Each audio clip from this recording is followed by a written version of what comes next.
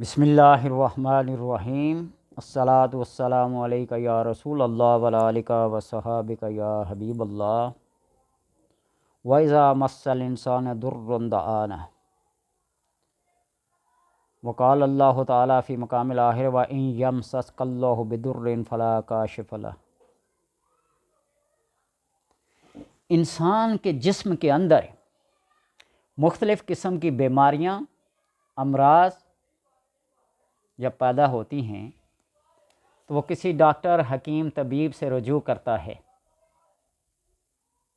اور اگر وہ بیماریاں روحانی ہوں تو انسان کسی صاحب کشف سے، کسی صاحب معرفت سے، کسی اللہ والے سے، کسی مخلص سے اس بیماری کا علاج کراتا ہے۔ یہ حسد، یہ بغض، یہ غیبت، یہ بہتان، یہ الزام تراشیاں، یہ ایسی اخلاقی برائیاں ہیں کہ ان کا علاج کسی دوائی سے ممکن نہیں۔ ان کا علاج صرف کسی صاحب نظر کی نظر سے اور کسی صاحب کشف کی اس نظر سے، کسی اللہ والے کی دعا سے یہ بیماریاں جاتی ہیں۔ کسی کے خلاف کینہ، بغض، حسد، غیبت، چغلی، بہتان،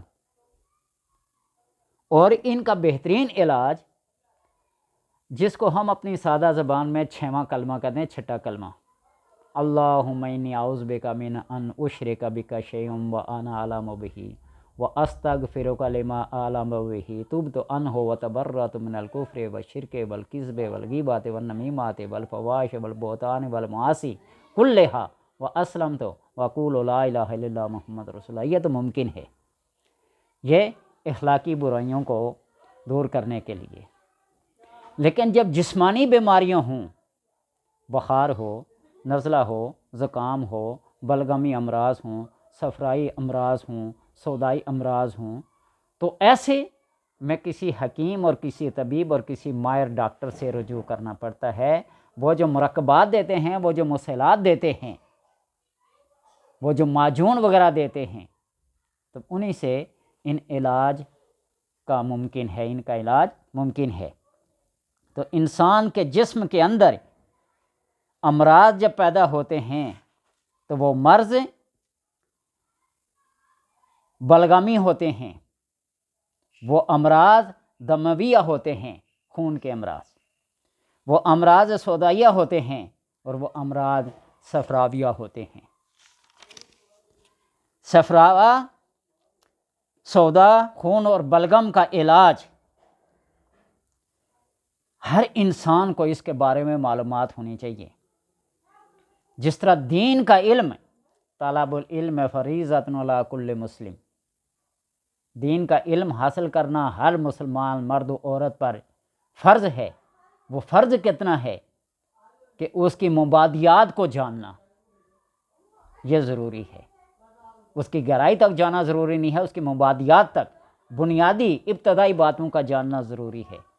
اور اسی طرح ان کے بارے میں بھی جاننا کیا ضروری ہے کہ یہ امراض سودا، امراض صفروا، امراض دمویہ، امراض بلغمیہ، جب یہ امراض پیدا ہوں تو ان کے لیے کون کون سی چیزیں ہیں، کون کون سے معجوب، کون کون معجون، اور کون کون سے مرکبات اور کون کون سے مسحلات ہونے چاہیے، یہ کسی ماہر طبیب حکیم ہی سے رجوع کرنا پڑتا ہے۔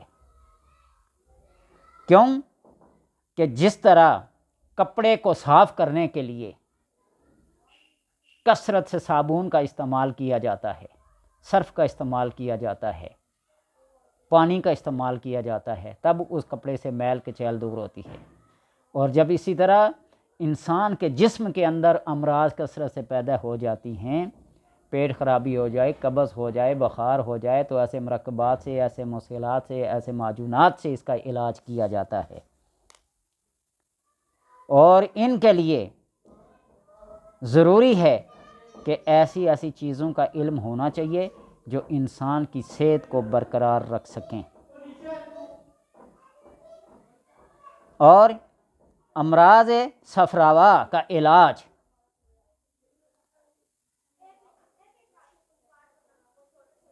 سب سے پہلے اگر اس کا علاج روحانیت سے کیا جائے، ادویات سے کیا جائے تو وہ بہتر ہے ڈاکٹر کے جانے سے پہلے۔ اللہ تبارک و تعالیٰ نے ان جڑی بوٹیوں کے اندر اتنے اثرات رکھے ہیں، اتنے فوائد رکھے ہیں کہ انسان کی گمان اور سوچ سے بھی زیادہ۔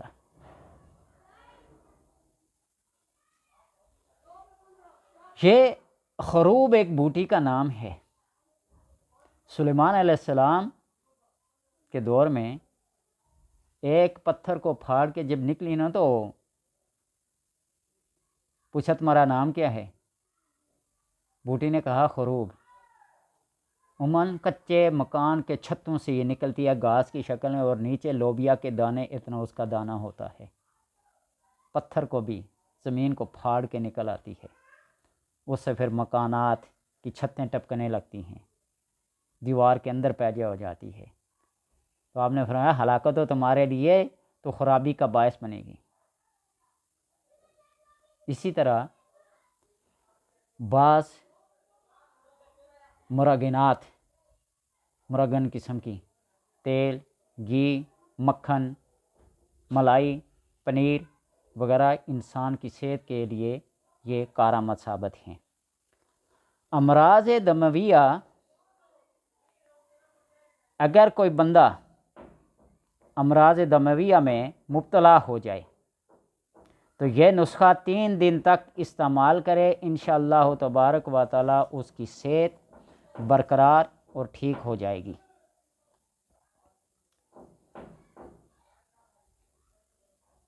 بلغامی امراض اور امراض سوداویہ، سب سے پہلے اس کا روحانی علاج یہ ہے کہ بارش کے پانی کو لے لے، بارش کے پانی کو 7 دفعہ سورہ اخلاص،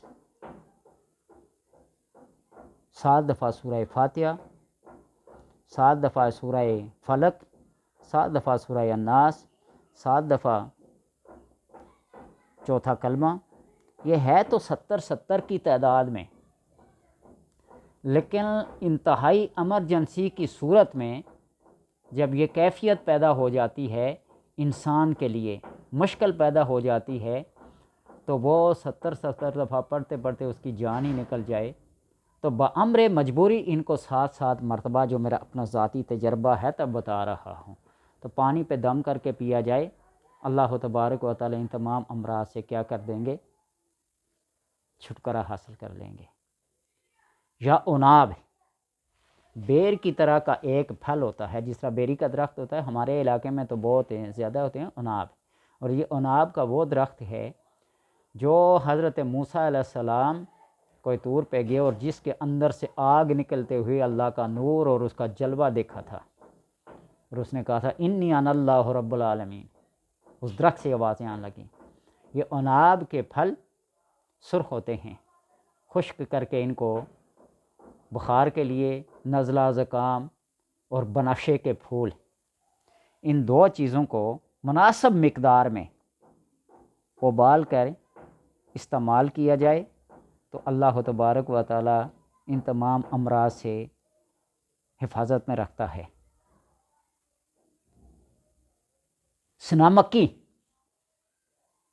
کلونجی، میتھی دانہ، جن کے بارے میں آپ صلی اللہ علیہ وسلم کا ارشاد ہے کہ کلونجی حب السودا، یہ کالا دانہ سوائے موت کے ہر بیماری کا علاج ہے،